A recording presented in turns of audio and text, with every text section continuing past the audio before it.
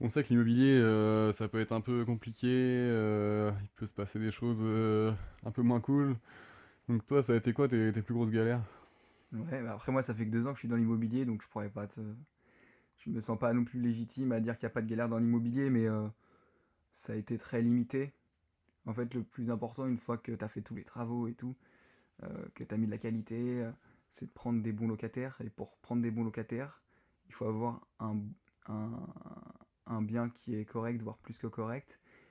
Euh, et puis, il faut avoir un prix cohérent pour le marché, ce qui fait que tu as plein de demandes et tu peux choisir tes locataires. Et moi, j'ai toujours eu des locataires très respectueux, sauf, euh, sauf certains où à la fin, j'ai quand même eu quelques plaintes des voisins au niveau sonore. Mais sinon, non, je peux pas dire que j'ai eu de grosses galères, quoi. C'est plus, après l'immobilier, tu résous un peu des problèmes tout le temps, mais pas de grosses galères. Ah, ok, c'est vrai que avoir des bons locataires, c'est quand même hyper important.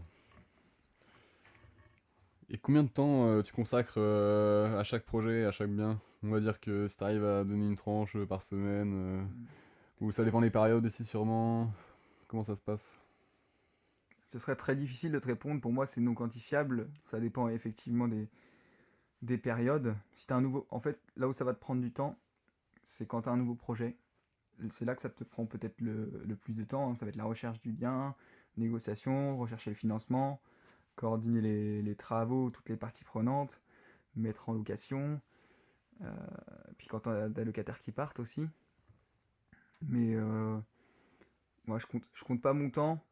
Quand je suis en recherche de biens, ouais, je peux y passer, je sais pas, 10 heures par semaine.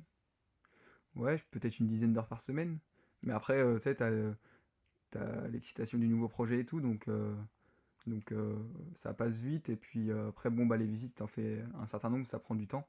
Mais sinon, après, en termes de gestion de la société du quotidien, s'il n'y a pas de nouveau projet, bon, bah, tu règles tes factures, tu fais tes déclarations. C'est une petite charge en plus. Quantifiable par semaine, c'est peut-être 1 à 2 heures par semaine et encore, quand t'as pas de nouveau projet. Et puis sinon, quelquefois, faut faire rentrer et sortir des nouveaux locataires, rédiger les bails. Ok, très clair. Et est-ce que tu arriverais à nous dire un peu l'apport que tu as pu mettre dans tes biens? Ouais, bah le premier bien, j'ai mis quasiment 15% d'apport. J'aurais pu faire moins, mais voilà, c'était le premier, tu optimises pas, tout vaut mieux, et t'apprends. Ce qui m'a permis pour le deuxième bien de mettre quasiment 0% d'apport. Ouais. J'ai dû mettre, je crois, 1000 euros. Donc ça a été financé entièrement par le prêt bancaire. Euh, tu vois, l'idée qui dit qu'il faut 10% d'apport, c'est faux. Ça dépend vraiment en fait de ton banquier et de ton projet. Si tu rassures ton banquier, en fait, le banquier, quand il veut te prendre 10% d'apport, c'est qu'il veut sécuriser. Si jamais tu rembourses plus, il vend le bien. Mais vu que tu as déjà avancé 10%, bah, il a une décote de 10% et du coup, il ne sera pas perdant. Mais si tu arrives à prouver au banquier que ton bien, tu l'achètes 150 000, mais qu'il en vaut 200, et que tu lui apportes les preuves avec des preuves d'agence et tout, et bah, il se sécurise automatiquement, il a pas besoin d'apport. Mais voilà, il y a des banquiers qui sont plus réticents à ça, d'autres qui connaissent un peu plus l'immobilier et qui sont plus compréhensifs. Ah, donc tu as une super affaire pour ton deuxième bien. Et du coup, 0% d'apport et tu as réussi à emprunter combien sur ce bien-là? 100, 175 000. Ok, bah, c'est vraiment pas mal. La banque, elle t'a mis bien, on peut le dire. Ouais, bah après, je pense que. Donc, ouais, puis en fait, vu qu'on avait fait déjà le premier projet, qu'elle a vu les rendements qu'on avait, que ça s'autofinançait, bah, tu gagnes en crédibilité directement. Et en fait, le premier bien, c'est le plus important parce que si tu te flingues et tu fais un projet de merde dès le premier bien, bah, personne va te reprêter. Ouais. Ouais, c'est essentiel. Et c'est pour ça qu'après, il y en a qui enchaînent et puis d'autres, ça peut être plus compliqué. Et, Après, je dis ça, je suis qu'à mon deuxième bien, hein. Ça se trouve, je fais mon troisième et puis après, elle va me dire, bon, bah là, c'est fini. et là, du coup, dans ton cas, l'effet de levier, il était au max là pour le coup. Ouais. Est-ce que tu as tenté d'avoir un différé d'emprunt pour tes projets? Oui, j'ai tenté, comme beaucoup de choses. Je crois que c'est quelque chose qui n'est plus trop accepté par la majorité des banquiers. En tout cas, moi, j'en ai pas bénéficié. Et maintenant, ils préfèrent te dire que, bah, en fait, t'es pas obligé de commencer le remboursement de ton prêt directement, tu peux attendre et en fait, tu as juste des frais intercalaires, donc une certaine somme par mois que tu payes parce que tu n'as pas commencé à rembourser ton prêt. Et ça peut durer 2 ans, hein. Donc c'est un peu une sorte de différé. C'est ce que j'utilise, hein, parce que je commence à rembourser mes prêts à chaque fois dès que mes premiers locataires sont arrivés. Euh, Quand j'écoute des gens, ils disent que c'est encore possible. Euh, Moi, j'ai pas réussi jusque-là. Ok. Mais il y a des trucs que tu arrives à négocier, mais c'est refusé. Puis d'autres que tu arrives, tu peux pas tout réussir, mais moi, j'ai pas réussi. Mais c'est clair que tu peux pas tout négocier par magie. Ouais. Et ton dossier bancaire, comment tu l'as construit, constitué globalement? Euh, Comme je t'ai dit, moi, déjà, j'ai suivi une formation euh, pour savoir ce qu'il fallait présenter dans le dossier bancaire. Ensuite, j'ai suivi des mecs sur YouTube qui avaient leur modèle. Donc, j'ai suivi un modèle. Maintenant, tu vois, l'iBox permet aussi la création d'un dossier bancaire automatique avec tout ce que tu renseignes. Euh, Ce qui est important, c'est qu'il soit complet, sans être chiant à lire, parce que le banquier, pareil, il veut comprendre vite les choses, il a pas le temps.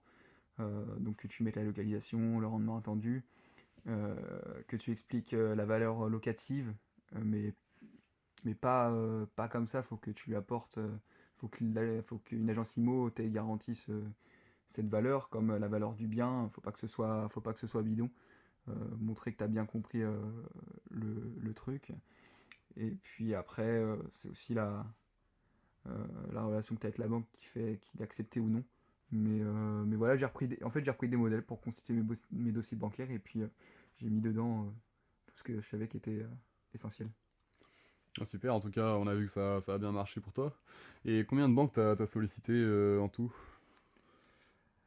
Eh bien, j'ai sollicité ma banque pour le premier bien.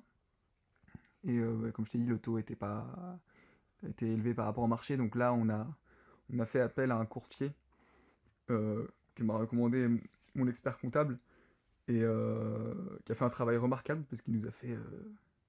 Là, tu vois, aujourd'hui, j'ai un taux qui est à 2,89 alors que on est toujours à des taux à plus de 3% sur le marché et on partait d'un taux à 4.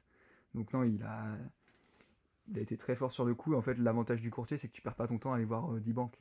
C'est lui qui va voir les 10 banques et après qui négocie avec les banques. Et nous, on avait dit avec notre courtier qu'on préférait rester avec notre banque. Donc il a fait en sorte aussi de négocier avec notre banque. Donc ça se négocie à des échelons un peu plus haut niveau de mon banquier et de moi. Et pour le deuxième bien, tu vois, j'ai encore été voir ma banque. Elle nous a fait confiance sur le premier bien, donc on retourne voir la même. Et elle nous a communiqué son offre de prêt. Et je suis retourné voir mon courtier. Il m'a dit, bah non, là c'est convenable et je ferai pas beaucoup mieux. Donc là, on n'a fait qu'une banque. Ok, très clair. Et est-ce que tu peux nous résumer un peu tous les leviers de négociation que tu as pu faire avec ta banque? Ouais, bah c'est vrai qu'il faut toujours négocier. C'est comme, euh, comme quand on fait l'offre pour le bien. Effectivement, tu essaies de négocier le taux, même si c'est pas le plus important, parce que tu sais que tu pourras essayer de leur négocier un peu plus tard si les taux baissent. Euh, tu, Très important, tu négocies la durée, que ce soit le plus long possible. Alors, pour avoir les mensualités les plus basses. Donc nous, pour les sociétés, c'est 20 ans. Et les banques ne veulent pas plus que 20 ans, à part quelques exceptions. Mais en fait, il y a un truc qui s'appelle la modulation. Et ça peut être plus ou moins 30%. Et là, en fait, au bout de 1 an de crédit, j'avais emprunté sur 20 ans. Et j'ai demandé à la banque de moduler mon prêt à plus 30%. Enfin, mes mensualités moins 30%. Ce qui fait que ça me l'a étalé sur 25 ans. Enfin, ça, c'est un glitch que j'avais pas connaissance. J'ai juste lu mon contrat. Et en fait, c'est ce qui permet de contourner le prêt sur 25 ans. Ensuite, oui, tu peux négocier le différé, comme tu as dit. Et après, il y a des choses à pas négocier. Les frais de dossier, tu les négocies pas, quoi. La banque, elle doit aussi toucher son truc, sinon ça marche pas. Il faut que ce soit à peu près win-win. Et puis aussi, tout ce qui va être assurance de prêt, ça t'évite d'y toucher. Parce que de toute manière, tu peux l'échanger 1 an après. Et puis, bah, c'est important que la banque aussi prenne sa part, hein. Sinon, si elle voit que t'es pas rentable, elle te reprêtera pas pour les années à venir, quoi.